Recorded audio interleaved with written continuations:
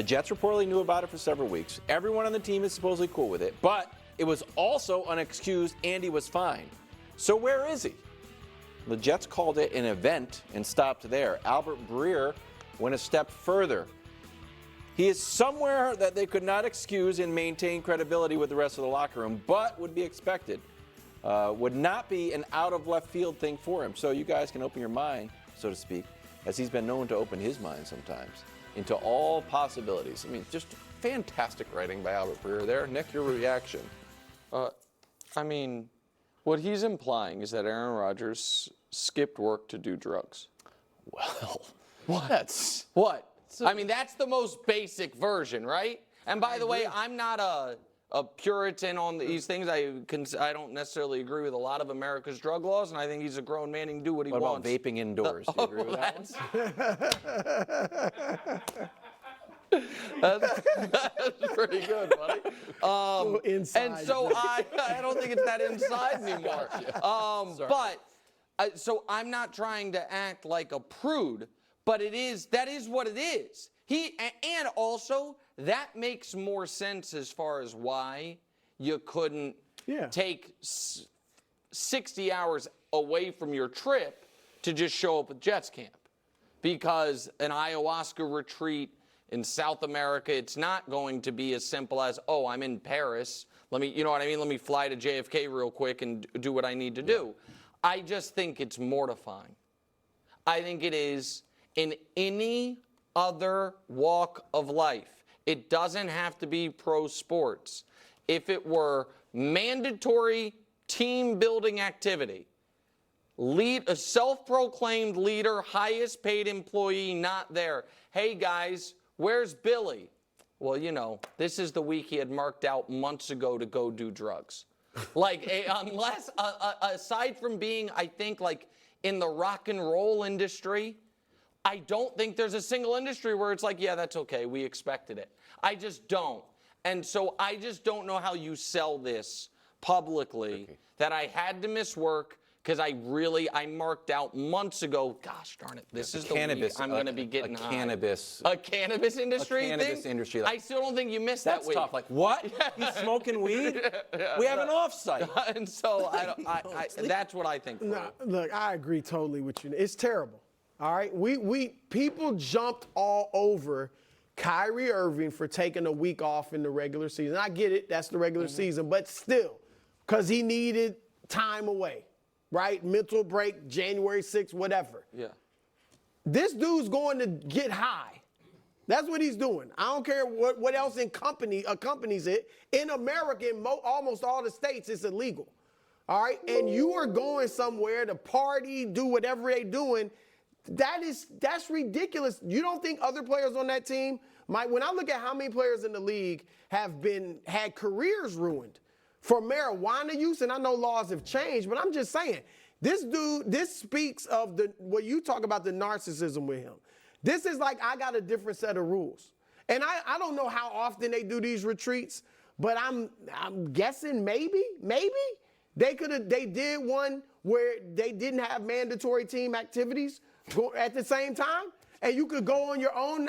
I mean, I'm just saying, you are skipping work because you want to go get stoned. Yeah. Well, no, I don't. Yeah. I mean, let's just keep it real. Maybe the opposite of stone, but whatever. Sure. Listen, the Iowa and by the way, folks, and then go Wilds. I am open to. I've never done it, but the healing powers of ayahuasca. Smart people that I respect, and Aaron Rodgers have talked about it.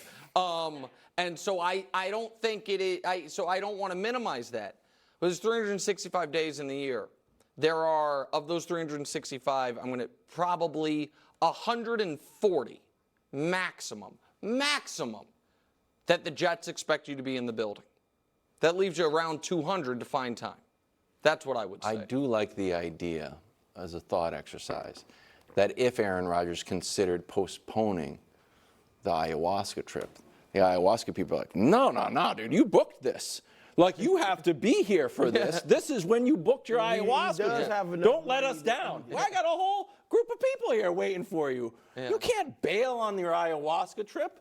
We're waiting for you. Right, but that is. He could have been like 2 days. I'll be there in 3 days. No, Just but give me 3 days. that's again to get back to the original thing. Whatever it was, once we knew it wasn't someone's giving birth, someone's sick. Once we knew right. it wasn't Unexcused, that, yeah. it was I'm double booked. I'm making a choice. And at its simplest level, I have two important things to me. Unfortunately, it is physically impossible to do both. I have to choose.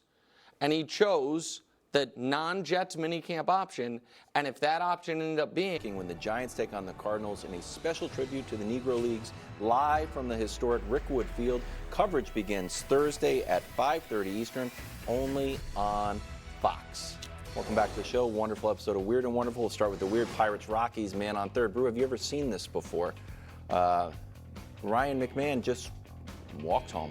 I just knew it was over. Wow. Like, all right, and I'll just go home here. Rockies win one of the three. They are 18 games behind the Dodgers. The catcher just didn't even. 18 back? 18 back. And the Dodgers are good, man. What are you going to do? Wonderful Reds Brewers. Ellie De La Cruz on second. Pickoff play goes awry. Ellie was protecting his head there. He didn't want to get bopped. He said, you know what?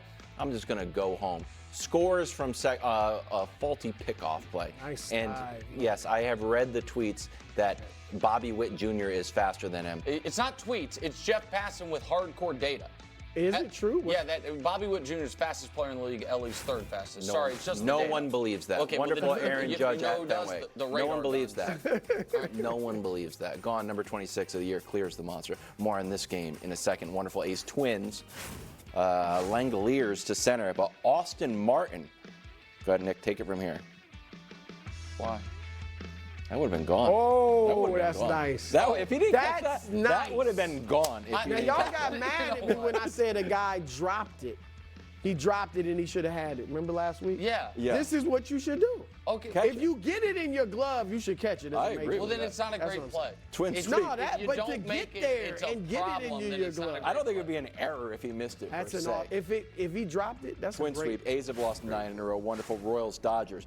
Bobby Witt Jr., who some people are claiming is the fastest. man. Again, it's just the data. No one's claiming it. It's just the data. Is that home to argue with Jeff first? Passan. Home to first. Is It's that what just it is? I don't know. I'll argue with Jeff Around the Passan. bases.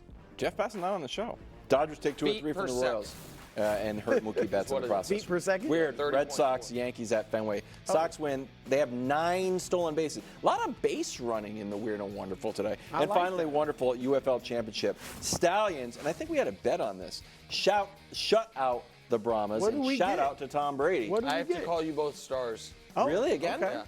Oh, okay. Star, Chris Broussard. Adrian Martinez wins the MVP. And that's Weird and Co-star Wonderful. Kevin Waters. I'll take that. Bask in your globe. Paul George and Embiid were on the NBA Finals pregame broadcast. And Embiid let it be known that he's looking to add a certain someone to the roster. Take a listen.